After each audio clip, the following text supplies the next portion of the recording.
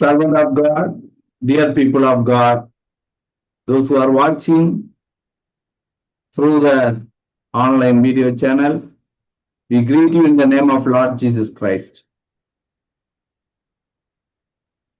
मेरे प्यार भाई भाई भाई लोग, परमेश्वर का दास लोग, और अब हम शुरू करने जा रहे हैं।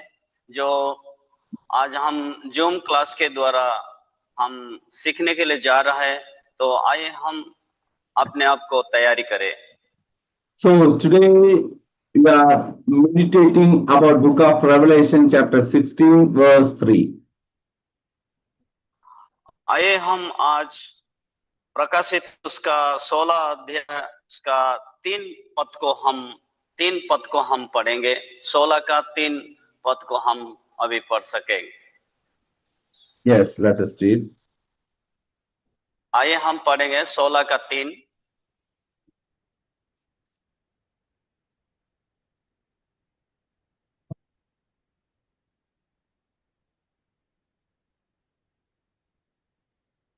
हिंदी में पढ़िए पास्टर लोग। दूसरे स्वर्गदूत ने अपना कटोरा समुद्र पर उड़ेल दिया और वह मरे हुए मनुष्य के लहू जैसा बन गया और समुद्र में का हर एक जीवधारी मर गया। So here the second angel poured his bowl on the sea, and it turned into blood like that of a dead person, and every living thing in the sea died.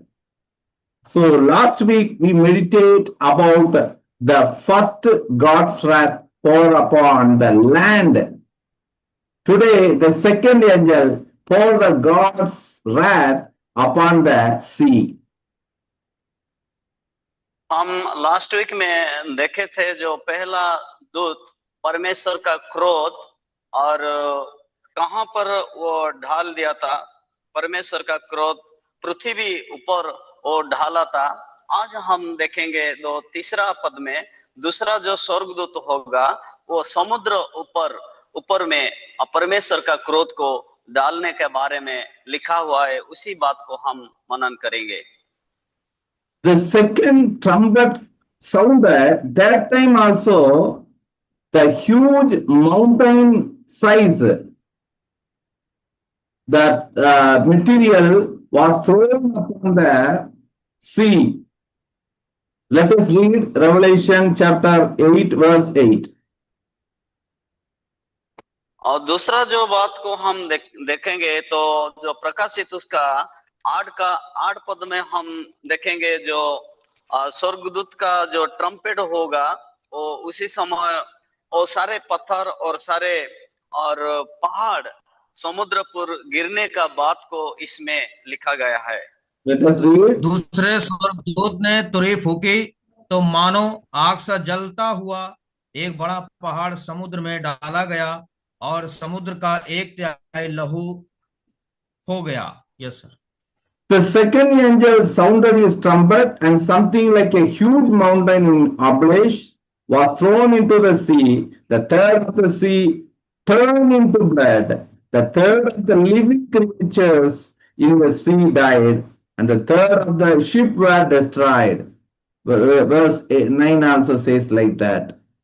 So here, 1/3 of the creature, like fishes and great creatures like whale, these things were destroyed.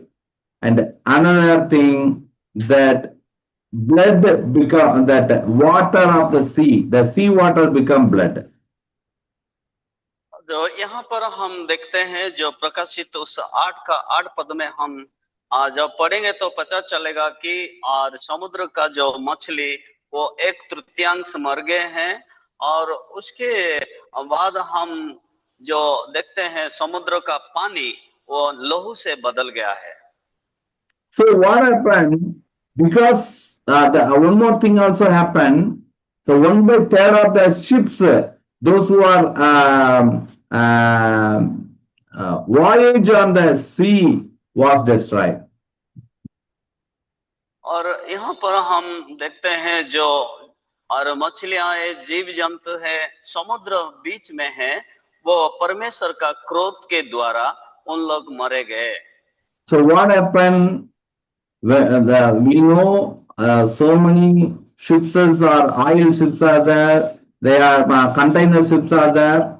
Only the business between two countries all over the world, everything, every trade are happening on the sea only.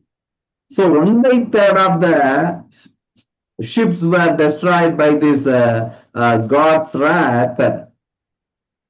The entire economic of the world and the business of the world will be destroyed.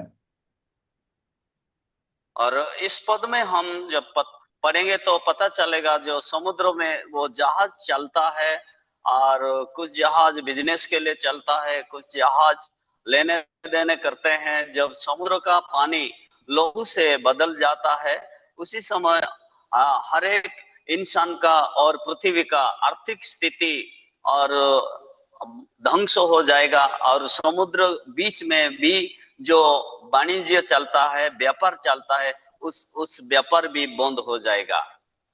So we know how the God delivered the people Israelites from the Egyptian through the 10 plagues upon the Egyptians. हम जानते हैं कि परमेश्वर कैसे इस्राएल लोग को मिस्र देश से उद्धार किया है, और 10 विपत्तियां उनको ऊपर देकर इस्राएल लोग को मिस्र देश से उद्धार किया है।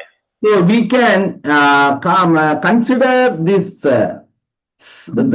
consider this 7 trumpet sound and 7 God's wrath with the same incident happened in Old Testament, 10 plagues in Egypt.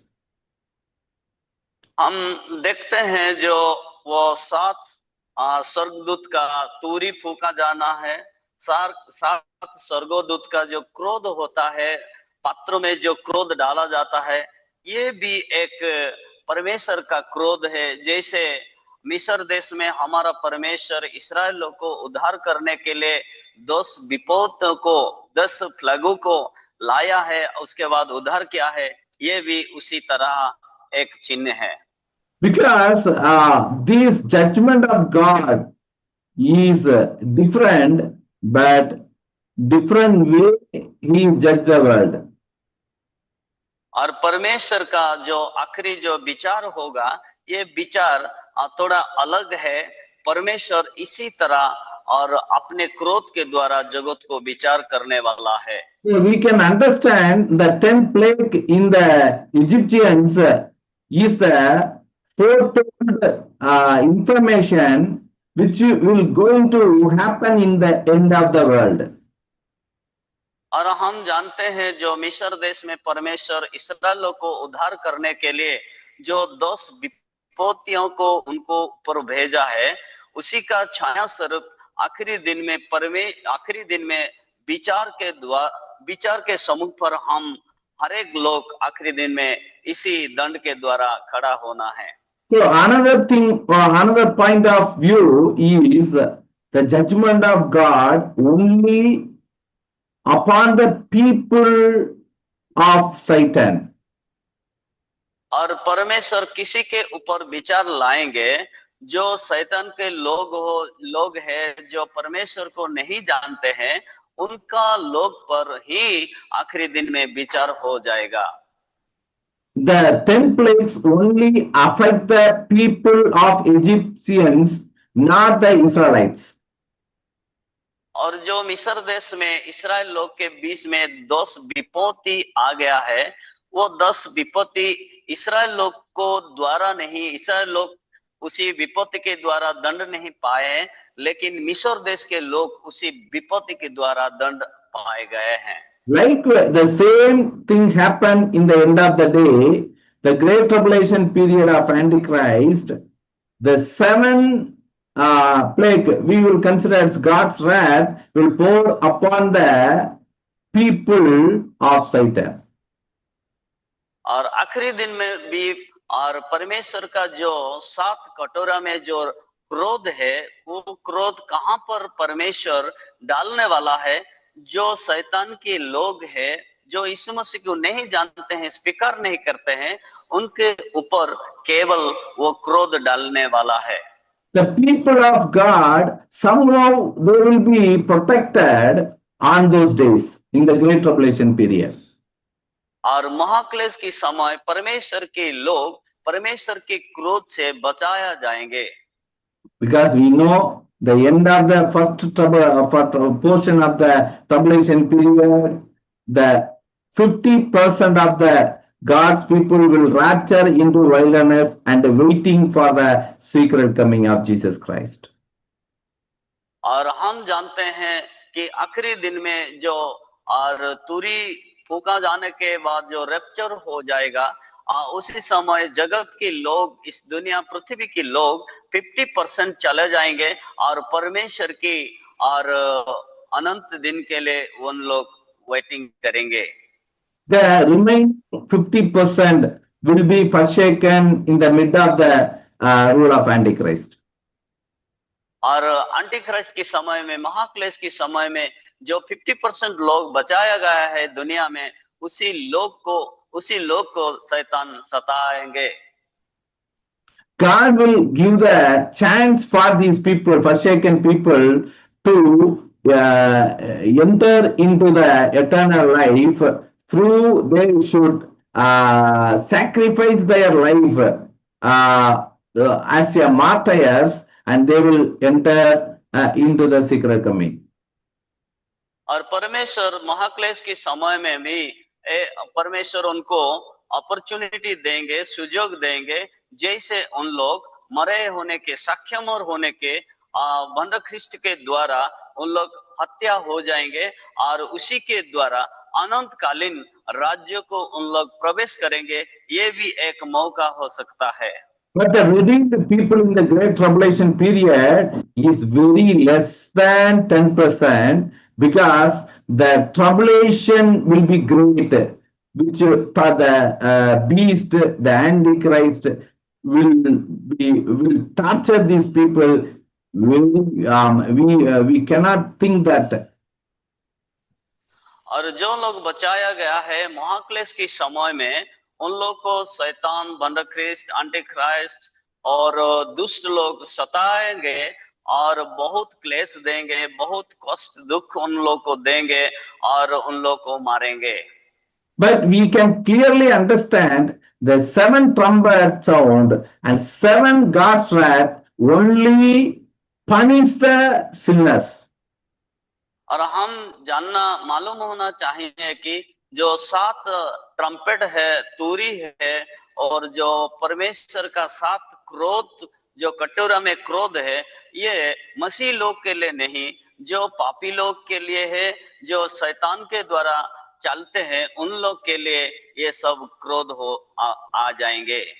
It will not affect the people of God at any time in the Great Tribulation period.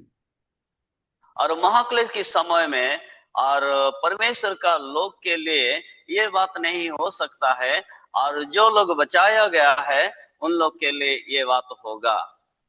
Because when the deliverance of Israelites from the Egypt, the 10 plagues did not affect the people of God. और हम जानते हैं कि मिस्र देश में जो इस्राएल लोग थे, ये इस्राएल लोग 10 विपत्तियों के द्वारा और ढंग से नहीं हुए, 10 विपत्ति उनको छू नहीं सका।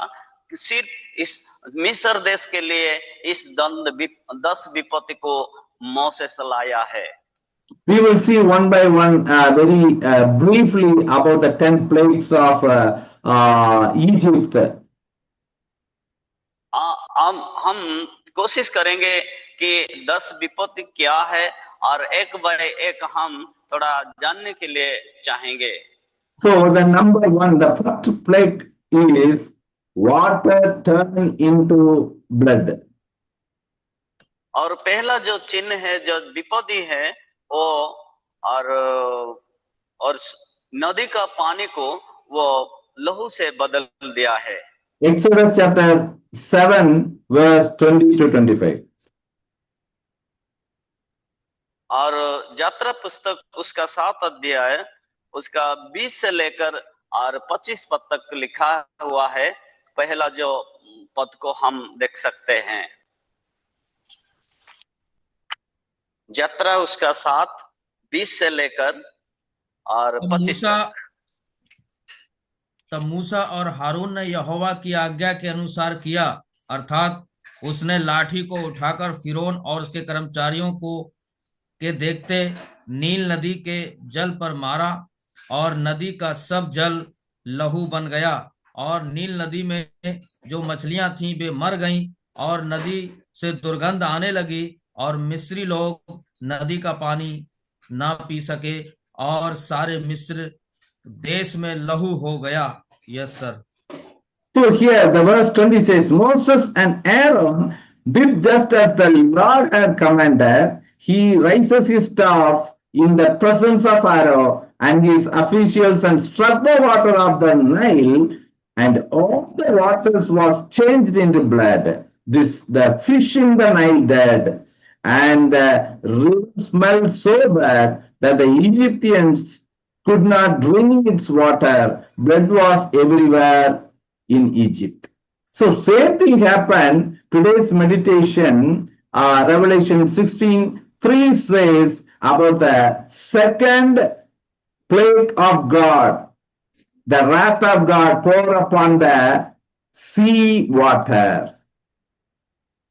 और जो परमेश्वर की और दंड के बारे में हम देखते हैं कि यहाँ पर जो और परमेश्वर के दास हारून और मूसा के द्वारा जो परमेश्वर लाठी दिए गए हैं, वो लाठी के द्वारा और नदी के जल को वो लहू के बना दिया है, लहू से बना दिया है। If you see the map or direction of the Nile, it started from Nigeria and it ran on through 7 countries and reached Egypt and its end in the Mediterranean Sea. और हम जब पता लगाएंगे तो जो नील नदी कहाँ से आया है, नाइजीरिया से आकर 7 जो देश है वो 7 देश के द्वारा आकर मिस्र देश के द्वारा डेड सी में जो मृत सागर है उसी के सागर में वो उनका अंतिम हुआ है, शेष हुआ है। So 6 countries, the Nile River, water is very fine and good. Your voice is not clear, sir. So the remaining 6 countries, the water of the river Nile is very clear and crystal. और हम यहाँ पर देखते हैं जो नील नदी के बारे में, वो नील नदी क्या 6 देश के द्वारा प्रवाहित हो सकता है, उसके बाद वो मृत सागर पर जाता है। But in the area of Egypt, entire river of water become blood, and it was stinking. Nobody can drink the water. और उसी समय वो नील नदी क्या हो गया, और उसी समय सारे पानी और ब्लड से लहू से बदल गया, जैसे कि मिस्र देश के लोग और उसी पानी को पी नहीं सका। This is what we can understand, that plague only for Egyptians, not for other people, other country. इसी बात से हम पता चलेगा, तो उसी समय जो मिस्र देश में जो और मूसा ने जो दंड दिया था, पहला दंड दिया थे, ये पहला दंड इस्राएल लोग के लिए नहीं था, बल्कि मिस्र देश के लोग के लिए था। Likewise, in the Great Tribulation period, the second plague of God only upon the people, those who receive the mark of the beast and worship him.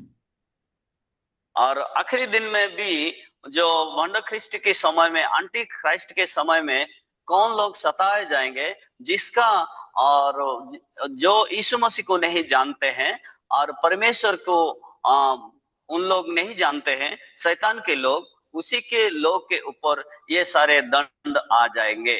Let us see the second plague in the plague of God in Egypt is about it filled with frog. आइए हम दूसरा जो दंड हम देखेंगे, उसी दंड के बारे में हम अभी सीखेंगे। So that is considered as plague of frog. और reference sir Exodus chapter 8 verse 5 to 14. और जो दूसरा जो दंड है वो 8 अध्याय यात्रा निर्गमन की 8 अध्याय 5 से 14 तक हम जब देखेंगे तो उसी समय फ्रॉग के बारे में, बैंग के बारे में हम पता चलेंगे। Let us read verse 5 and 6 is enough. आइए हम मूसा ने फिर यहोवा ने मूसा को आज्ञा दी, हारून से कह दे कि नदियों नहरों और झीलों के ऊपर लाठी के साथ अपना हाथ बढ़ाकर मेंढकों को मिस्र पर चढ़ा ले आए। तब हारून ने मिस्र के जलाशयों के ऊपर अपना हाथ बढ़ाया और मेंढकों ने मिस्र देश पर चढ़कर उसे छा लिया।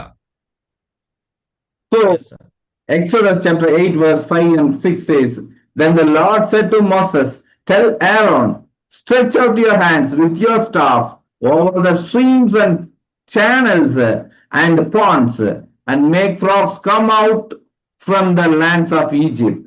So Aaron stretched out his hand over the waters of Egypt, and the frogs came up and covered the land. So here, the second plague upon the people, upon entire Egypt, not again, it did not affect the people of Israelites, those who are staying in the city name called Hosein. और यहाँ पर हम जब देखते हैं यात्रा उसका 8 अध्याय 5 और 6 पद हम पढ़ेंगे तो मेंढक और सारा मिस्र देश में फैल गए हैं, लेकिन जहां पर इस्राएल लोग थे उसी समय ये फ्रॉग्स और मेंढक नहीं फैल गया है। The third plague is plague of gnats. आइए हम तीसरा जो दंड है उसी दंड को हम देखेंगे। Let us read Exodus chapter 8 verse 16 to 18. आइए हम यात्रा 8 अध्याय का 16 से लेकर हम 18 तक पढ़ेंगे। फिर यहोवा ने मूसा से कहा, हारून को आज्ञा दे, तू अपनी लाठी बढ़ाकर भूमि की धूल पर मार, जिससे वह मिस्र देश भर में कुटकियां बन जाएं। और उन्होंने वैसा ही किया, अर्थात हारून ने लाठी को ले हाथ बढ़ाकर भूमि की धूल पर मारा, तब मनुष्य और पशु दोनों पर कुटकियां हो गईं, वरन सारे मिस्र देश में भूमि की धूल कुटकियां बन गईं। Yes sir. Here it says they did this that when Aaron stretched out his hands with the staff and struck the dust of the ground, gnats came on people and animals. All the dust throughout the land of Egypt became gnats. But when the magicians tried to produce gnats by their secret arts, they could not. So up to the second plague, the magician could do that, but when the third plague of God came upon the Egyptians, the enemies of God could not do it. So that is the difference between the thing. और यहाँ पर हम जो यात्रा 8 अध्याय की 16 से लेकर 18 तक हम जब पढ़ेंगे तो उसी समय हम देखते हैं कि परमेश्वर की क्रोध और मिस्र देश के लोग ऊपर पड़ा, जो कुदकिया हो गया है, सारे मिस्र देश में कुत्किया फैल गया है।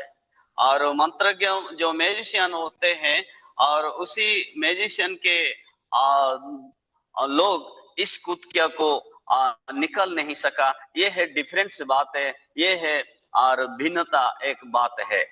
If we think about that situation, that is a very crucial one, terrified one. The gnats cover the human and animals. It will be very disturb their life. और यहाँ पर हम जो यात्रा 8 की 16 से 18 तक हम देखेंगे तो कुत्किया और इंसान को भी पकड़ लिया है और जानवर की भी पकड़ लिया है। हर एक जानवर और हर एक मनुष्य के बीच में फैल गए हैं और फैल के उनको ध्वंस करने लगा। So, if one or two gnats in our head, we cannot sleep. और हमारे सिर में भी जब जो 2-3 कुत्किया हो जाएगा तो हम सो नहीं सकते हैं। But we have to imagine it is covered the entire house and our household. How it will be horrible our life. हमारा जीवन में हम पता चलना चाहिए, मिस्र देश में इतना कुत्किया हो गया, कैसे उन लोग सोएंगे, कैसे जानवर बचेंगे, हम इसी बात को हम पता चलेंगे। It will bite and suck all the blood in our body and animal's body. ये कुत्किया क्या करते हैं, वो कुत्किया चबाते हैं, बाइट करते हैं हमको और दंड देते हैं, हमारा ब्लड को भी उन लोग लेते हैं। So why God gave this third plague upon Egyptians? That we must think about that. हम पता चलना चाहिए, हम चिंता करना चाहिए, क्यों परमेश्वर जो थर्ड प्लेग है, थर्ड दंड है, तृतीय दंड है और मिस्र देश के लोग के लिए क्यों दिया है, ये बात को हम सोचना चाहिए। That 10 plagues are for example for the great tribulation period. ये जो मिस्र देश में हमारा परमेश्वर मूसा के द्वारा जो 10 विपत्ति को लाया है, 10 दंड की लाया है, ये 10 दंड महाक्लेश की समय में होने वाला एक विचार को भी हम इसको तुलना कर सकता है। The people of Satan should know about that. It could not tolerable to you when the God's wrath pour upon you. और परमेश्वर के लोग के और ऊपर परमेश्वर का क्रोध नहीं होगा उसी समय।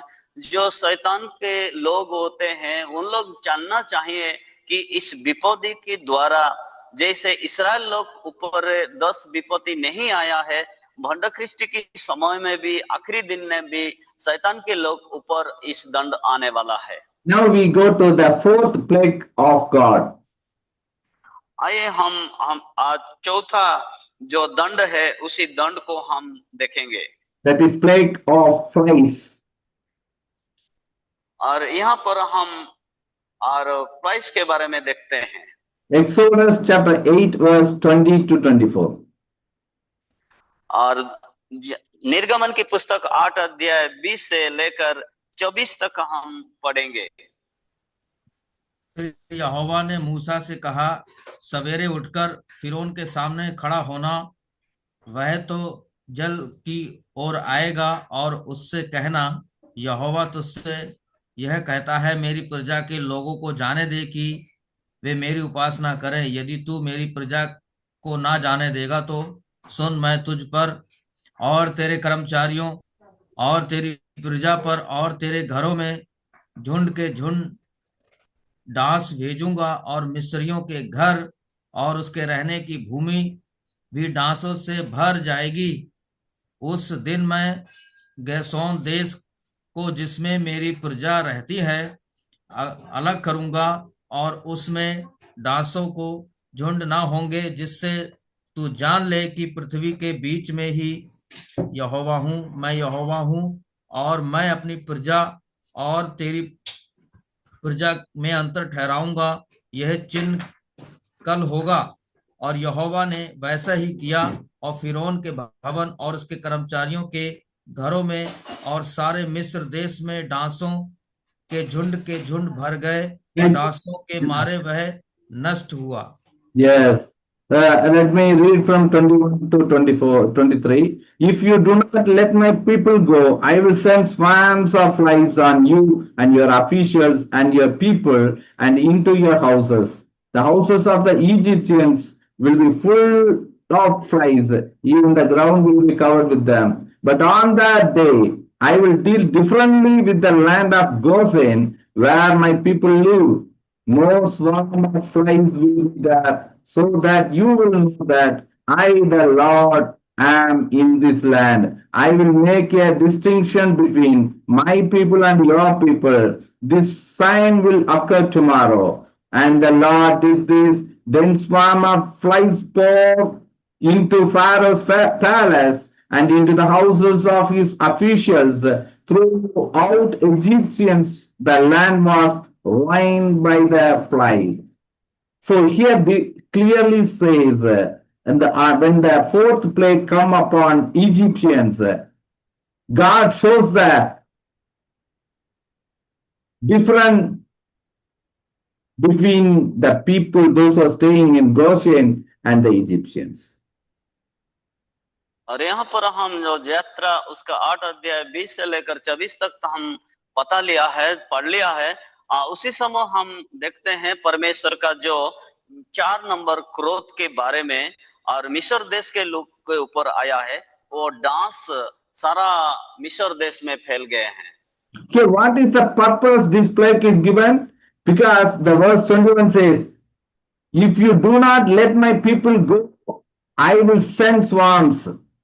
So what is the purpose of the God's plague upon these people?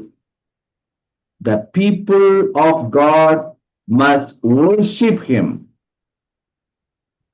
ये जो 4 विपत्ति को परमेश्वर भेजते हैं मिस्र देश के लोग के ऊपर, क्यों भेजते हैं, उनका उद्देश्य क्या है? क्योंकि हम जब पढ़ेंगे तो 21 पद पढ़ेंगे, हम पता चलेंगे तो परमेश्वर के लोग जैसे परमेश्वर को वर्शिप करेंगे, उपासना करेंगे, इसीलिए परमेश्वर चाहता है कि मिस्र देश लोग उनको छोड़ दिया जाएंगे और परमेश्वर को उन लोग उपासना करेंगे। The king Pharaoh could not allow the people of God to worship the Jehovah on those days. Instead of that, they must worship the idol of Pharaoh on those days. और उसी समय जो और मिस्र देश के राजा फिरौन होते हैं, वो फिरौन क्या करता था? इस्राएल लोग को यहोवा परमेश्वर को और आराधना करने के लिए मौका नहीं देता था, क्योंकि वो अपने देश का जो मिस्र देश का आइडल्स होते हैं, मूर्ति होता है, वो मूर्ति को पूजा करने के लिए इस्राएल लोग को बाध्य करता था। Same incident will happen in the Great Tribulation period. और इसी तरह जैसे मिस्र देश में हुआ है इस्राएल लोग के द्वारा, इस्राएल लोग के लिए, उसी और महाक्लेश की समय में भी शैतान लोग के ऊपर इसी तरह हो जाएगा। He will say, you have to worship me only, not any other God. You have to receive my mark. You have to receive my image and worship the idol. और महाक्लेश के समय में भी एंटी क्राइस्ट क्या कहेंगे, और लोगों के लिए अपना जो प्रतिमा होता है उसी प्रतिमा को पूजा करने के लिए और उनको जबरदस्त करेंगे, और उनका जो 666 नंबर चिन्ह होता है उस चिन्ह को लेने के लिए भी उनके साथ वो जबरदस्त करेंगे। Now we go in the fifth plague. आइए हम जो 5वां होता है, 5 नंबर का दो दंड होता है, उसी दंड के विषय में हम देखेंगे। Plague of livestock. और यहाँ पर हम देखेंगे जो पशु मोड़क है उसी के बारे में चिंता करेंगे। Exodus chapter 9 verse 3 to 6. और जो प्रकाशित उसका 9 अध्याय 3 से लेकर हम 6 पद तक हम जब पढ़ेंगे,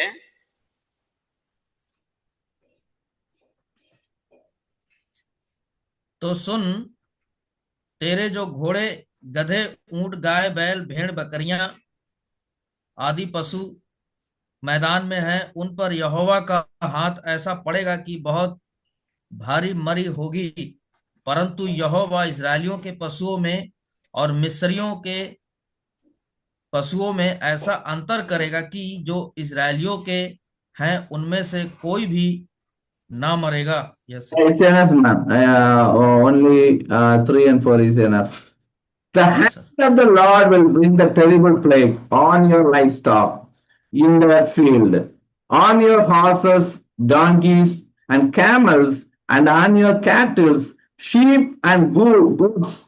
But the Lord will make a distinction between the livestock of Israel and that of Egypt, so that no animal to the Israelites will die. So here also God make the distinction between two people.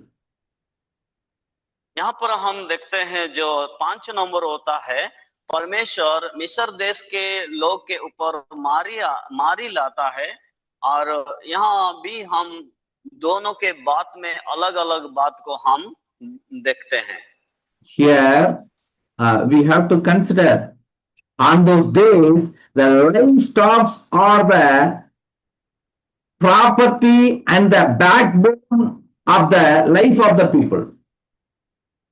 और उसी समय जो विपत्ति हुआ है और लोग का जो प्रॉपर्टी होता है, संपत्ति होता है, वो संपत्ति भी चला जाएगा।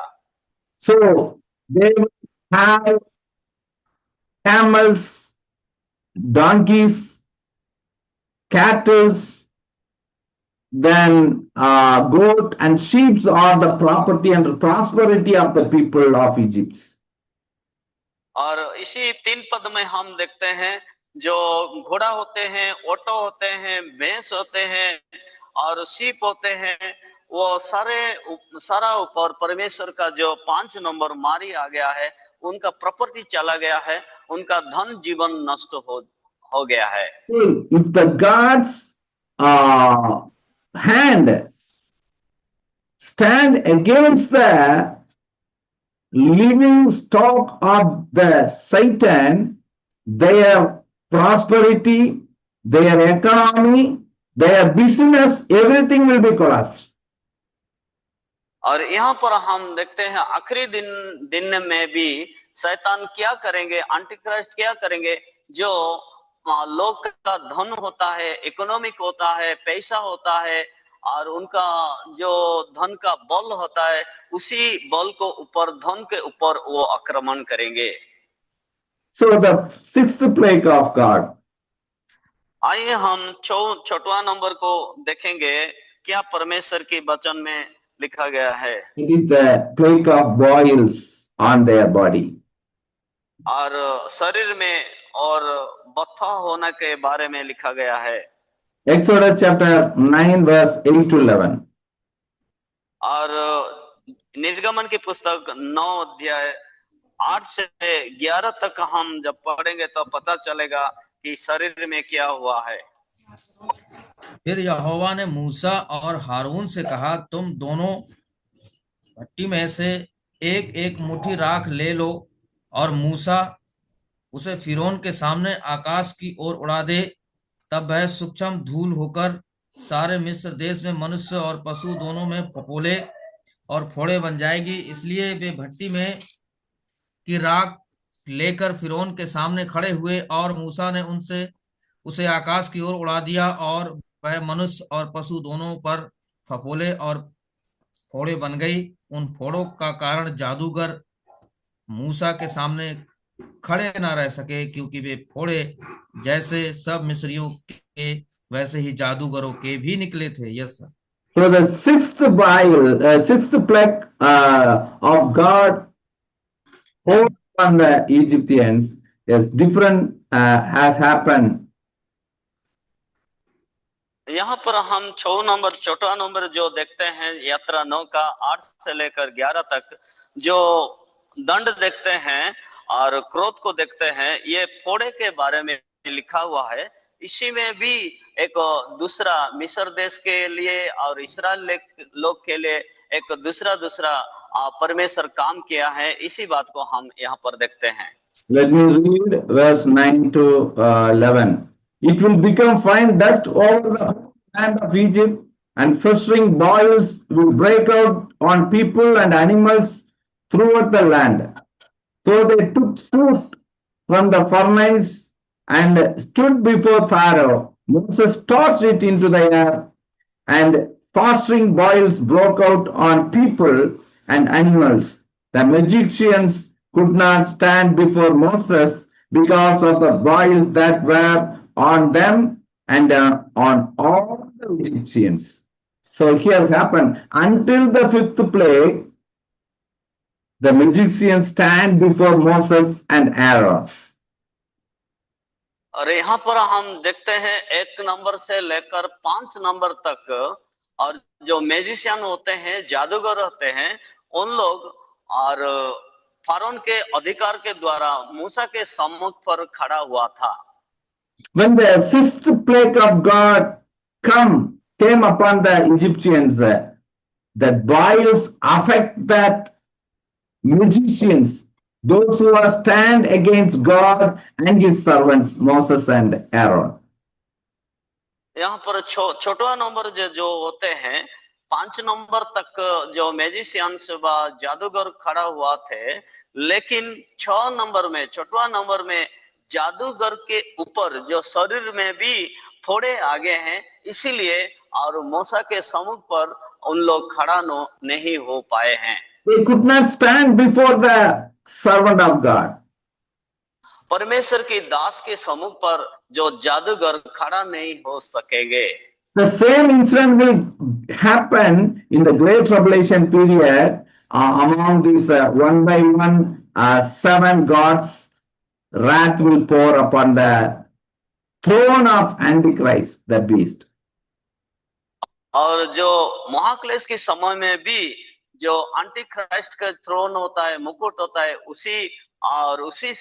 उसी का जो क्रोध होता है, उसी समय भी उन लोग खड़ा नहीं हो सकेंगे। परमेश्वर के दास के लोग के सम्मुख में और महाक्लेश के समय में भी ये घटना हो जाएगा। And the plague of God pour upon the throne of the beast. The beast could not do anything on that day. और उसी समय में भी ये छठवां नंबर के जैसा महाविपत्ति आ गया है, उसी समय में भी और बीस्ट के शरीर में भी फोड़े हो जाएगा और बीस्ट भी खड़ा नहीं हो सकता है। Yeah, the boils, we know about the life of Lot. What happened? Immediately Satan make the boils upon his whole body. He could not tolerate the pain and the big boils. So could not tolerate the pain. हम जानते हैं जो फोड़े होते हैं, वो फोड़े का जो पेन होता है, यंत्रणा होता है, जो कष्ट होता है, उसको हम सही नहीं सकता है। और उसी समय इस्राएल और मिस्र देश में भी जिसके पास फोड़े हो गया है, उन लोग भी सही नहीं सका, और महाक्लेश के समय में भी ऐसे फोड़े हो जाएंगे। उसी समय भी शैतान के लोग और खड़ा नहीं हो सकेंगे और सही और दर्द को नहीं सह सकेंगे। The righteous person, Lord, could not tolerate the pain of that boil.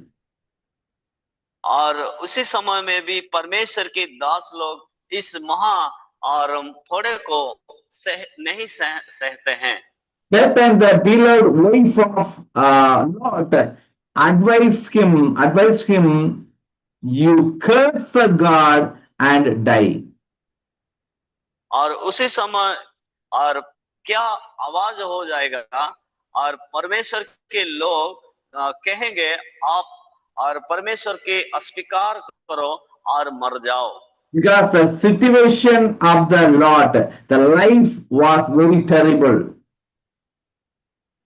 क्योंकि उन लोग मरने के लिए चाहते हैं, क्योंकि जीवन में जो शरीर में जो फोड़े होते हैं, वो फोड़े के द्वारा जो दर्द होता है, वो दर्द को उन लोग सह नहीं पाते हैं, नहीं सहते हैं, इसलिए मरने के लिए तैयार हो जाते हैं।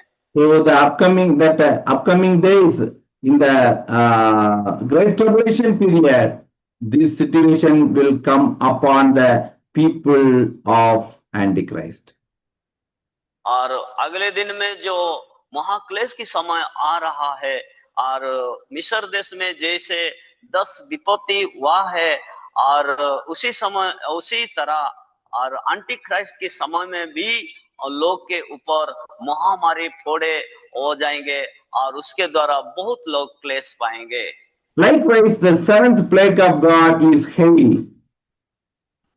और आज हम जो 7 नंबर होता है, और उस 7 नंबर को दंड के बारे में देखेंगे। Exodus chapter 9 verse 22 to 26. आइए हम 9 अध्याय का 22 से लेकर 26 तक हम पढ़ेंगे। तब यहोवा ने मूसा से कहा, अपना हाथ आकाश की ओर बढ़ा कि सारे मिस्र देश के मनुष्यों, पशुओं और खेतों की सारी उपज पर ओले गिरें। तब मूसा ने अपनी लाठी को आकाश की ओर उठाया, और यहोवा की सामर्थ से मेघ गरजने और ओले बरसने लगे, और आग पृथ्वी तक आती रही। इस प्रकार यहोवा ने मिस्र देश पर ओले बरसाए। जो ओले गिरते थे उनके साथ आग भी मिली हुई थी, और वे ओले इतने भारी थे कि जब से मिस्र देश बसा था तब से मिस्र पर ऐसे ओले कभी ना गिरे थे। इसीलिए मिस्र भर के खेतों में क्या मनुष्य क्या पशु जितने थे सब ओलों से मर गए, और ओलों से खेत की सारी उपज नष्ट हो गई, और मैदान में सब वृक्ष भी टूट गए। केवल गिसोन प्रदेश में जहां इजरायली बसते थे ओले नहीं गिरे। Yes sir. So here, let me read Exodus chapter 9 verse 23 onwards. When Moses stretched out his staff towards the sky, the Lord sent thunders and hail. The lightning flashes down to the ground. So the Lord rained hail on the land of Egypt. Hail fell and lightning flashed back and forth. It was the worst storm in the whole land of Egypt since it had become a nation. Throughout Egypt, hail struck everything in the fields, both people and animals. It beat down everything growing in the field and striped every tree. So here what happened? All the plantations, vegetations, all agriculture field was destroyed by the seventh plague of God on Egypt. जो 7 number दंड होता है, जो यात्रा उनका 9 अध्याय 22 से 26 से लेकर जो बात हम अभी और सीखेंगे, तो सारा जो फील्ड्स होता है और उपज होता है, शस्य होता है, दाना होता है, खेती होता है, उसके ऊपर जो ओले परमेश्वर बरसाया, उसी के बारे में हम देखेंगे। Next, the eighth plague of God is plague of locust. और जो दूसरा जो 8 नंबर जो प्लेग होता है, दंड होता है, वो पंगपाल होता है और लोकस्ट होता है। Here, let us read Exodus chapter 10 verse 4 to 7.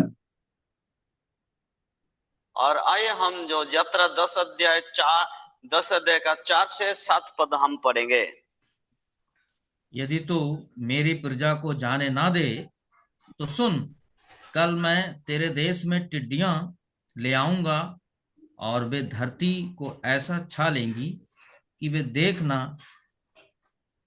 पड़ेंगी, और तुम्हारे जो कुछ ओलों से बचा रहा उसको वे चट कर जाएंगी, और तुम्हारे जितने वृक्ष मैदान में लगे हैं उनको भी चट कर जाएंगी, और वे तेरे और तेरे सारे कर्मचारियों, यहाँ तक कि सारे मिस्र देश के घरों में भर जाएंगी।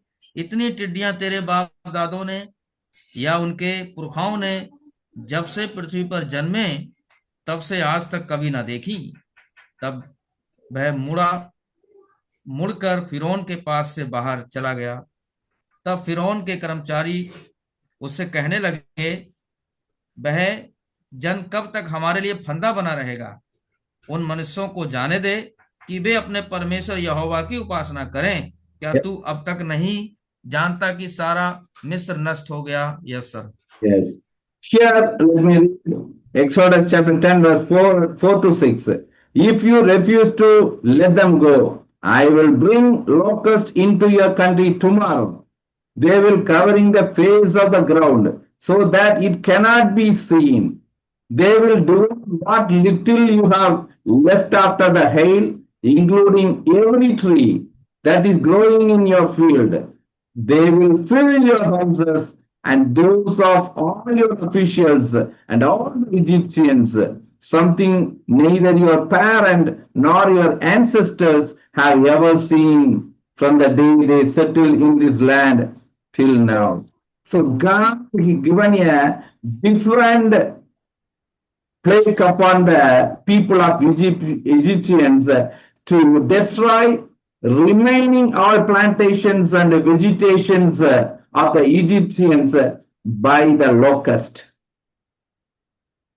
यहाँ पर हम देखते हैं जो यात्रा 10 अध्याय 4 से 7 पद हम जब पढ़ते हैं, और उसी समय परमेश्वर मिस्र देश का जो प्लांट्स होते हैं और अनाज होते हैं, उपज होते हैं, शस्य होते हैं, जो खेती होता है, उसको ध्वंस करने के लिए, डिस्ट्रॉय करने के लिए परमेश्वर हर एक और टिड्डियां को भेजते हैं, और टिड्डियां के द्वारा जो और बगीचा और शस्य हुआ था उसको उन लोग खा देते हैं।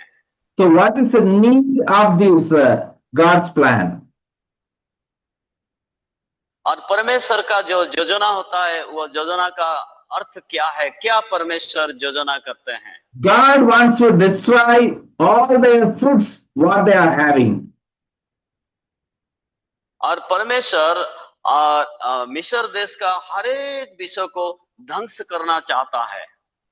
So the starving and the famine will happen entire world on the Great Tribulation period. महाक्लेश के समय में भी और परमेश्वर अपना क्रोध के द्वारा हर एक को दंड देता है, और महामारी आ जाता है और खाने पीने नहीं मिलता है। Few years back, we heard in the news channels were saying about that locust from East Africa. It came on to our India, and it come up to South India and destroy all the paddy and wheat lands. और हम news के द्वारा जानते हैं, हम पहले दिनों में हम पता चलेगा कि अफ्रीका के द्वारा जो टिड्डियां आते हैं, लोकस्ट आते हैं, आ रहा थे और इंडिया के भीतर में उन प्रवेश किए हैं। इंडिया में जितने वो पेड़ पौधे हैं जो और शस्य होता है, ग्रेन्स होता है, उन लोग उनको खा देते थे। So now we have to imagine that situation in Egypt.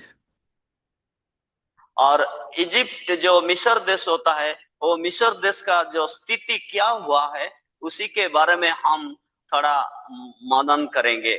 So that 2 or 3 days before, the land was prosperous land in Africa.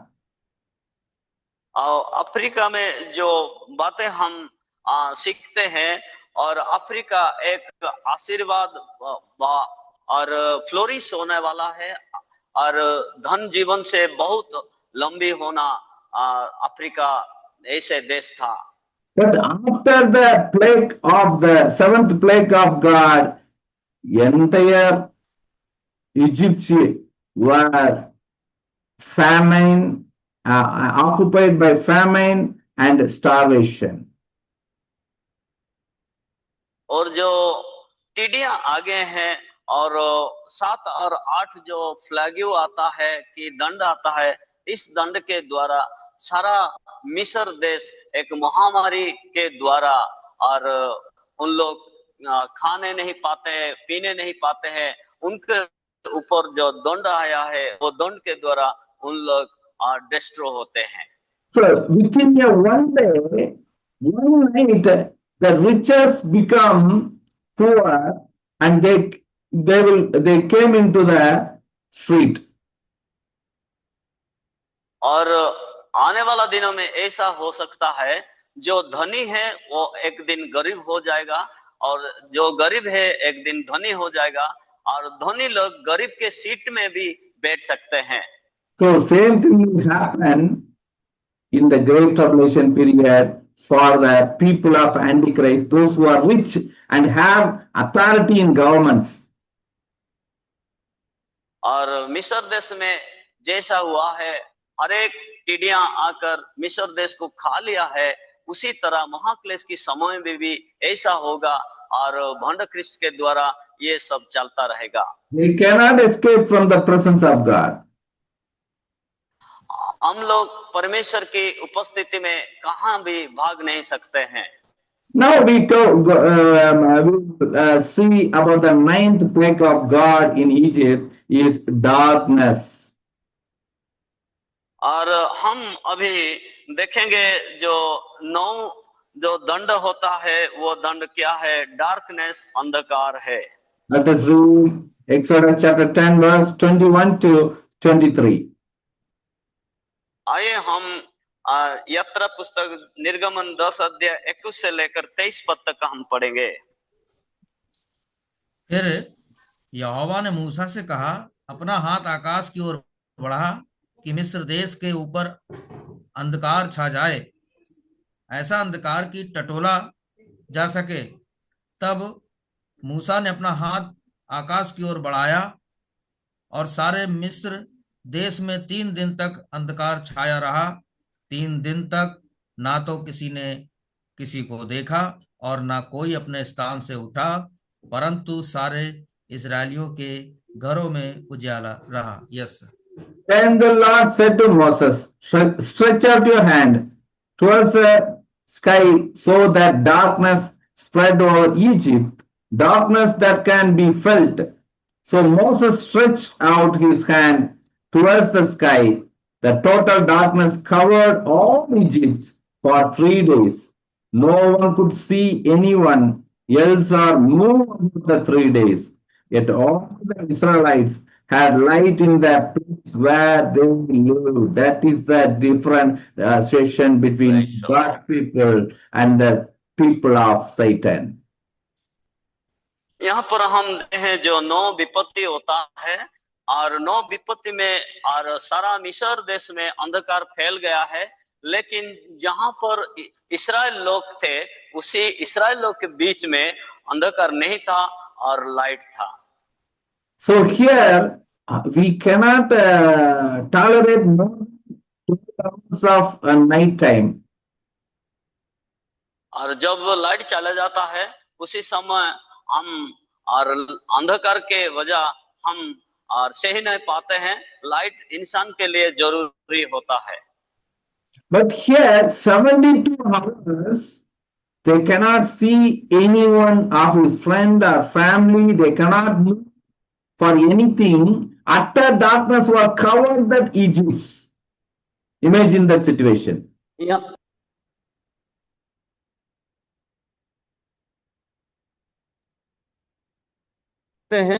3 दिन तक 72 आवर तक 3 दिन तक मिस्र देश में अंधकार फैल गया है। किसी को कोई देख नहीं सका और कहां भी नहीं जा सका और कुछ भी नहीं कर सका। Yet the Israelites has the light day and night, 12 hours changed for these 3 days. और ये 3 दिन तक इस्राएल लोग के बीच में लाइट था और आलोक था और दिन प्रतिदिन चेंज हो रहा था। इसी बात को बाइबल बताते हैं। So what happened? Their mind will be have so much of pressure, and they will become the mentally disordered state.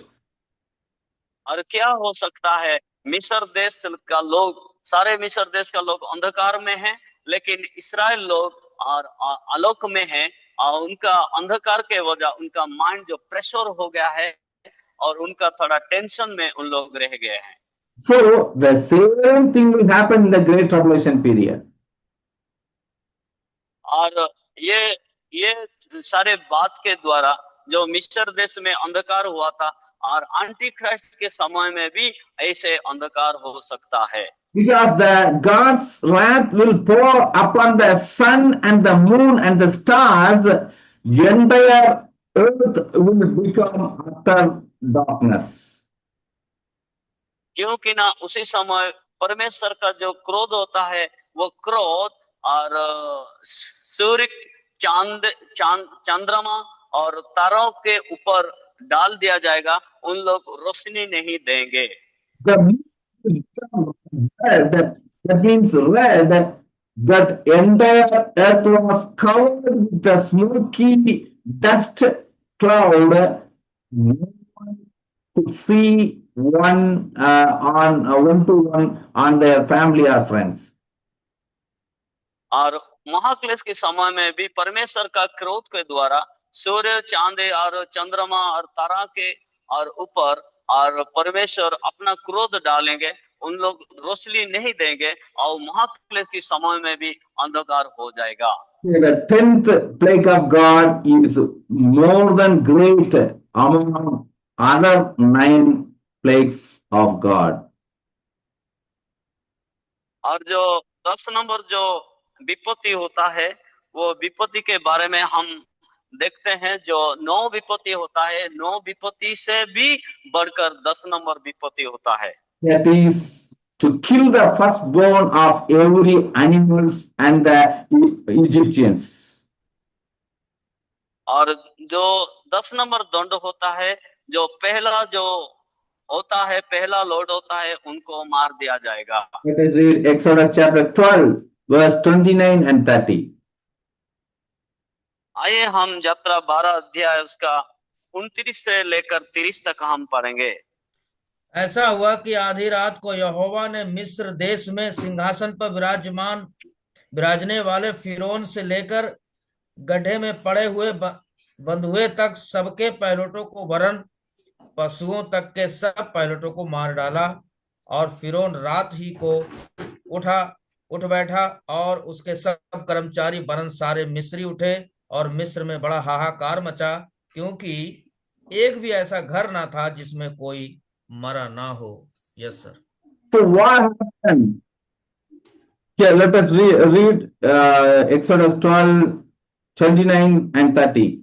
At midnight, the Lord struck down all the firstborn in Egypt, from the firstborn of Pharaoh, who sat on the throne, to the firstborn prisoner who was in the dungeon, and the firstborn of all the livestock as well. So after that, the people and the king could not tolerate, and asked the Israelites and the Moses to go away, depart from us. This is the incident happened on the day. और मिस्र देश के लोग के बीच में जो 9 विपत्त आ गया है, 10 नंबर विपत्त में जो पहला जन्म लिया होने वाला पहला उनका हर एक पशु मर गया है, और इंसान भी बेटा भी मर गया है। उसी समय मिस्र की राजा फरो और अनेक लोग ये दर्द को नहीं सह सका, और इस्राएल लोग को छोड़ने के लिए उन लोग और परमिशन दे दिया है। So this will happen in the Great Tribulation period also. ऐसा भी 10 नंबर का दंड जैसे है, और इसी दंड की तरह महाक्लेश की समय में भी हो सकता है। If you read the 7th God's wrath, the throne and the entire globe was there. Landscape will be totally changed. और जो परमेश्वर का जो 7 क्लेश के बारे में हम देखते हैं, क्रोध के बारे में देखते हैं, जब 7 जो क्रोध, परमेश्वर का क्रोध डाल दिया जाएगा और इससे दुनिया का हर एक नक्शा बदल जाएंगे, हर एक जीव जंतु मर जाएंगे, पेड़ पौधे नष्ट हो जाएंगे और हर एक लोग ध्वंस हो जाएंगे, नष्ट हो जाएंगे। Let us read Revelation chapter 16, verse 17 to 21. आइए हम और प्रकाशित उसका 16 अध्याय 17 से लेकर हम 21 पद तक पढ़ेंगे। 16 का 17 से 21।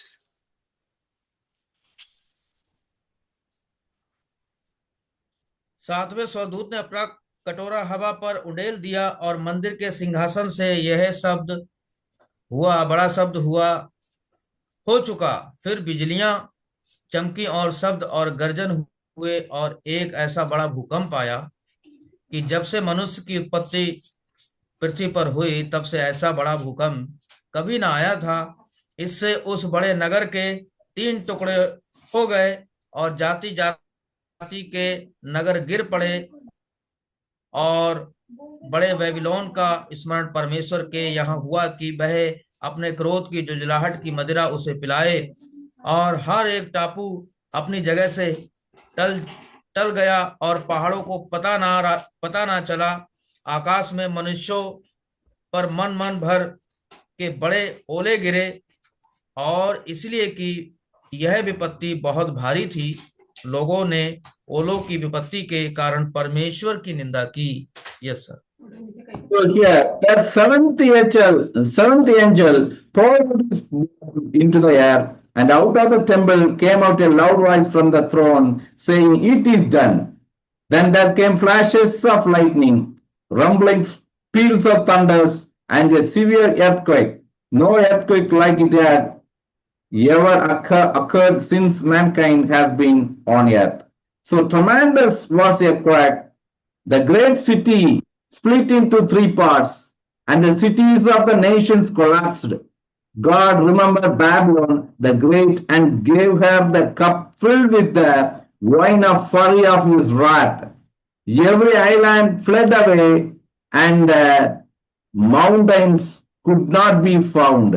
From the sky, huge hailstones, each weighing out 100 pounds, fell on the people, and they crushed God on account of and they cursed God on account of the plague of hail, because the plague was so terrible. So entire plague, 10 plagues are occupied here. I already told, entire landscape was changed. There was no island. There was no mountain. That world map has been changed. That means the people, those who worship the Satan, will be destroyed, crushed by the heavier hail upon the people on those days.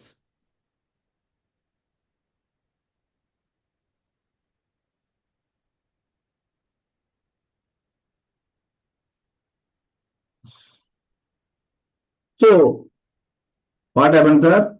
Could not hear your voice. जीवन भाई,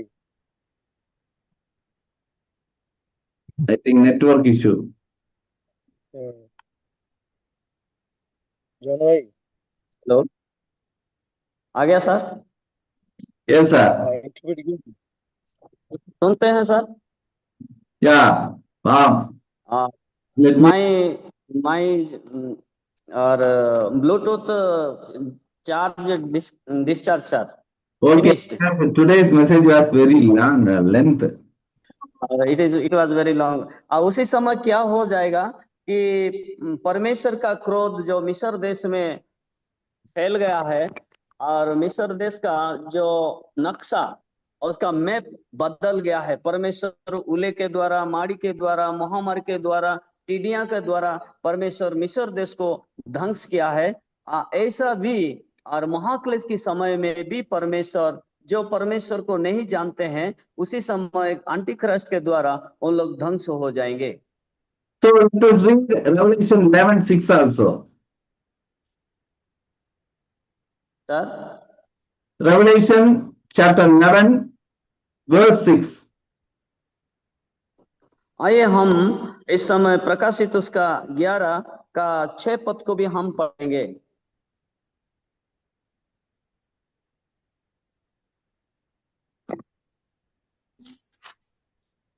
उन्हें अधिकार है कि आकाश को बंद करें कि उनकी भविष्यवाणी के दिनों में मेह ना बरसे, और उन्हें सब पानी पर अधिकार है कि उसे लहू बनाएं, और जब जब चाहें तब पृथ्वी पर हर प्रकार की विपत्ति लाएं। Yes, So they have to shut up the heavens so that it will not rain during that time they are prophesying. And they have power to turn the water into blood and to strike the earth with every kind of plagues as often as they want. So how the Moses and Aaron did the 10 plagues by the power of God before Pharaoh and his people. Likewise, the two witnesses, the Elijah and Enoch, will do this 7 type of God's wrath upon the people of beast and his throne in the Great Tribulation period. जैसे हारून और मूसा और मिस्र देश में हर एक विपत्तियों को 10 विपत्तियों को लाया है, और हर एक मिस्र देश ध्वंस हुआ है, नष्ट हुआ है, और उसका धन जीवन नष्ट किया है। इसी तरह महाक्लेश की समय में भी ये जो प्रकाशित का 11 का 6 पद में और एलिजा और हिनोक के द्वारा परमेश्वर की क्रोध और पृथ्वी ऊपर डाल दिया जाएगा, ऐसे लोग भी उसी समय बहुत नष्ट हो जाएंगे। Because we know from the beginning of the Bible unto the end, God will not do alone to judge the world. He will use one man to judge the world. For example, in the day of Noah, or for example, in the day of Lot by Abraham. Likewise, the Elijah, that the two witnesses will give one by one according to their power, these 7 plagues, that God's wrath will judge the people of the world, that is nothing but Antichrist and his people. और हम पुरातन नियम में जैसे देखते हैं, नूह के समय में भी परमेश्वर जैसे लोग के बीच में दंड दिया है, पानी के द्वारा, फ्लड के द्वारा उन लोग को और दंड दिया है, उसी समय इस महाक्लेश की समय में भी परमेश्वर एलियो के द्वारा और हनोक के द्वारा हर एक इंसान को, हर एक लोग को दंड दे सकेंगे, जैसे उन लोग अपने भूल को, अपने पाप को और सुझा सके और परमेश्वर के लिए उन लोग आगे जा सके। इसलिए महाक्लेश की समय में भी एंटी क्राइस्ट क्या करेंगे, उन लोग को और इसी तरह दंड देंगे। My humble request to all the servant of God and the people, those who are hearing this word of God, you must prepare for the secret coming of Jesus Christ and declare this judgment of God. If you disobey to the God's plan or follow the God's plan, you will be trapped into this 7 plague of God. That is the warning for the people of God, those who are watching this message. और आज हम जितने लोग भी परमेश्वर की दास के द्वारा वचन सीखते हैं, सुन पाते हैं और प्रचार करते हैं, सारा हमको हर एक को बताना चाहता है। उसी समय जैसे मिस्र देश को परमेश्वर उनका नक्शा बदल दिया है, उनका चित्र बदल दिया है, आने वाला दिनों में भी महाक्लेश की समय में भी ऐसा हो सकता है। इसलिए हम जो हमारा कलीसिया को अच्छी रीति से शिक्षा देना है, जैसे परमेश्वर की जो 7 क्रोध होता है और क्रोध के द्वारा हम जैसे बचाए जाएंगे, इसलिए हम हर एक को हम सजग करना चाहिए। So may God bless and give strength to attain the perfect holiness and participate in the secret coming, to escape from this great tribulation period and fly over into wilderness. और परमेश्वर आप सबको आशीषित करेंगे। जैसे आप लोग आज परमेश्वर के जो सीक्रेट कमिंग के बारे में सीखते हैं, सीख पाते हैं, अच्छा रीति से हम सीखेंगे। जैसे हमारे लोग कलीसिया परमेश्वर के राज्य में जा सकेंगे, सीक्रेट कमिंग में उन लोग जा सकेंगे, जान सकेंगे। इसलिए हम हर एक दिन प्रयास करना चाहिए। May God bless His words. Amen. परमेश्वर इस वचन के द्वारा आप सबको आशीष करेंगे। आमीन। Praise the Lord. Thank you, sir. Thank you, sir, so much. Thank you, sir. Praise the Lord. Thank Praise the Lord, sir. you.